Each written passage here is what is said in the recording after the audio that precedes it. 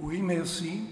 Je représente une association privée qui s'occupe du combat pour l'existence et la vitalité de la langue de science allemande.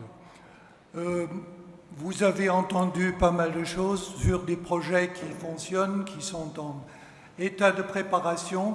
Moi, j'ai le courage de vous parler simplement d'un rien, d'une revendication politique qui ne représente vraiment peu la réalité pour le moment.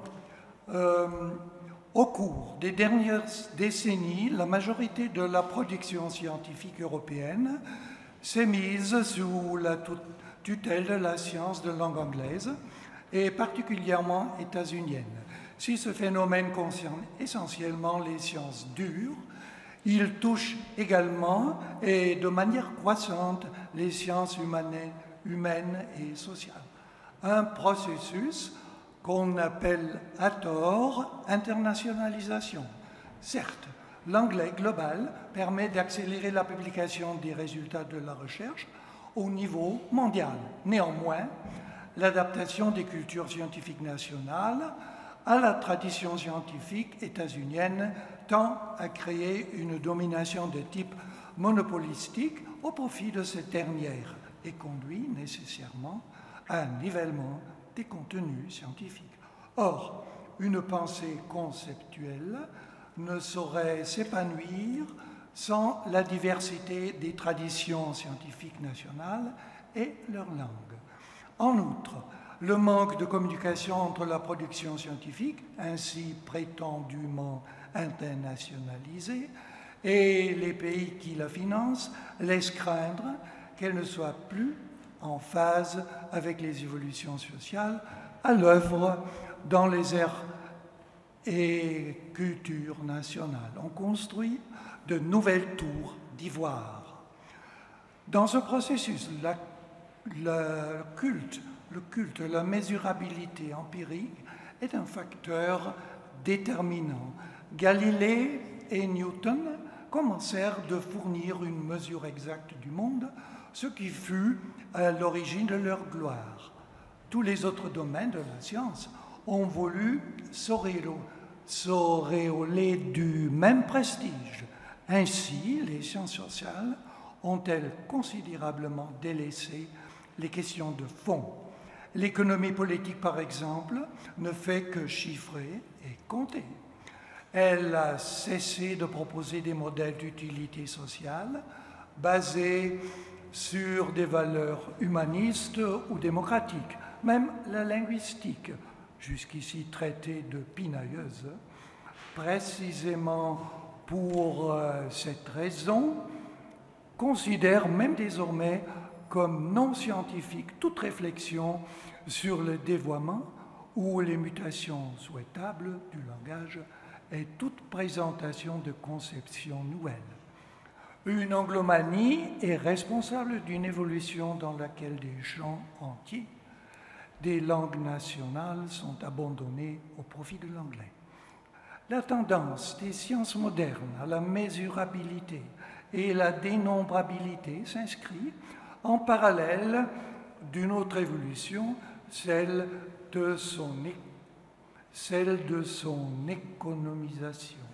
Libérée de la concurrence politique entre systèmes et définitivement établie depuis la chute du bloc communiste, la globalisation n'accepte pas plus qu'elle ne respecte l'autonomie de la science, c'est-à-dire la recherche de connaissances pour elle-même.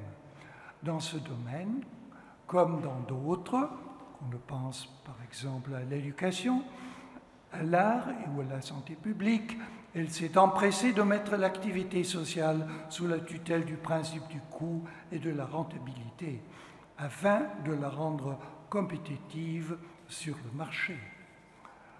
Mais ce qu'on voit à présent se répandre, c'est une mentalité de la compétition et de l'efficience qui remettent en question les fondamentaux de la quête du savoir et de la connaissance.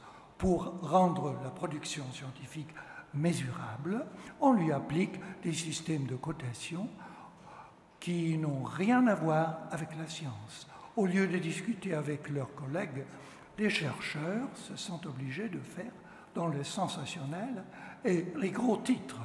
Ils doivent, de fait, lever des fonds privés pour financer leurs projets de recherche. Suivant leur devise, cite-moi et je te citerai, les coteries de la citation ont toujours existé. On peut manipuler le rang de son université dans les classements mondiaux. Quant à la recherche fondamentale, elle est contrainte de se justifier sans cesse, car elle n'est pas conforme au marché. D'ici à voir les investisseurs au fort capital économique prendre le contrôle de la recherche, il semble n'y avoir qu'un pas. Les études sur les effets de nouveaux médicaments s'avèrent toujours positives dès lors qu'elles sont financées en sous-main par les industriels. Tout comme les résultats de la recherche, la formation universitaire d'étudiants prêts à être mis sur le marché devient un bien commercial. Quel dommage seulement que les diplômés monolingues se retrouvent exclus du marché national de l'emploi parce qu'ils ne parlent plus la langue professionnelle de leur propre pays. Dans ce nouvel ensemble de règles constitué par la mesurabilité des connaissances scientifiques, l'usage d'une langue unique et l'économisation de la science, le fameux facteur d'impact, impact factor, joue parfaitement son rôle de critère décisif. Son influence néfaste s'exerce essentiellement dans les sciences dures, se fondant sur des cotes qui mesurent la réception des publications de leurs travaux de recherche, la façon d'appréhender la production individuelle des scientifiques, aussi bien que celle des instituts de recherche, est rarement quantitative. Ce qu'on évalue, ce sont les revues dont le facteur d'impact est défini en fonction du nombre de citations que recueille chaque article publié dans la revue en question. Le facteur d'impact est un quotient. Au numérateur, on calcule le nombre de fois que les articles publiés dans une revue lors des 2 années précédentes ont été cités au cours d'une année donnée. Le dénominateur est le nombre total des articles parus dans tel journal sur cette période. Il peut donc arriver qu'un auteur ne soit jamais cité à titre individuel, mais qu'il bénéficie cependant d'un facteur d'impact énorme, parce qu'il a réussi à être publié dans une revue dont les articles sont fréquemment cités.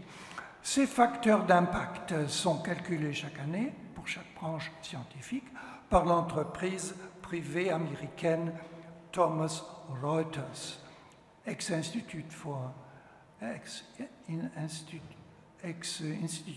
Scientific Information, et publié dans le Journal Citation Report, un instrument créé aux États-Unis dans les années 1950 afin d'établir un classement des éditeurs scientifiques du pays. Depuis la fin des années 1980, ce système a été institué en Europe, et tout particulièrement en Allemagne, sans réel motif ni examen critique, comme instrument d'évaluation de la production scientifique. Le facteur d'impact cumulatif obtenu par un chercheur ou un institut de recherche sert souvent de référence pour l'attribution de subventions, les thèses et les nominations des professeurs dans les universités comme dans les instituts de recherche indépendants. L'expérience de plusieurs décennies d'application de ce système a cependant permis de soulever de nombreux doutes quant à sa pertinence. On peut s'attendre à un bouleversement à long terme de la tradition scientifique et éditoriales, notamment concernant les langues de publication. Or, la validité des facteurs d'impact est douteuse pour les raisons suivantes. A, l'opacité qui entoure le choix des revues figurant dans l'index de citation. B, le choix arbitraire des articles servant de base à l'évaluation. C, le délai très réduit de 2 ans pour leur prise en compte des citations. D, les possibilités de manipulation par les éditeurs. Et le risque d'imposture scientifique, etc. Il est impossible de nier que ces indices de citation aient de répercussions sur le style même des publications et sur la plus ou moins grande considération dont jouissent certains contenus scientifiques.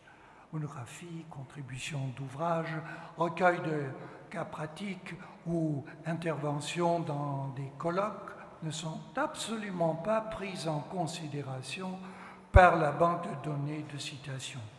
Ainsi, décourage-t-on les chercheurs de se lancer dans des travaux aux applications pratiques, dans des champs de recherche interdisciplinaires ou dans des approches spécifiques à une aire culturelle ou à une région.